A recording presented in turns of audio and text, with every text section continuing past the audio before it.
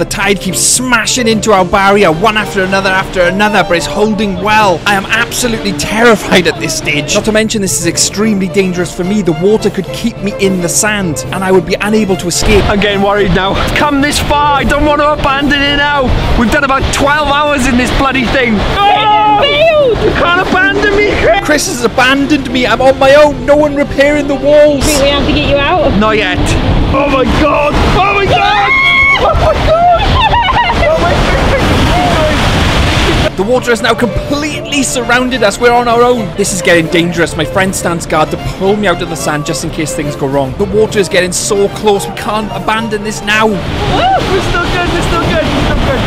We are holding back the tide. Surely we've done enough to survive the 24 hours. Or so we thought. A huge wave comes in and they have to pull me out for my safety. All them hours, all that effort completely wasted. Facing my fear of the ocean, Fred the egg and all the bug bites. In the end, we only managed 12 hours, 13 minutes. So unfortunately, I didn't complete the 24 hours. We had to abandon it due to the tide. I thought we had enough room, but we still did about 12 hours in the sand. If I'd stayed in there, the water would have come past my head and I would tide.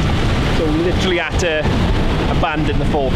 I could have easily have faked that I did this challenge, but it takes strength and courage to admit the truth. And as my granddad always said, a half truth is a whole lie. And I would never want to lie to my subscribers. Thanks for watching.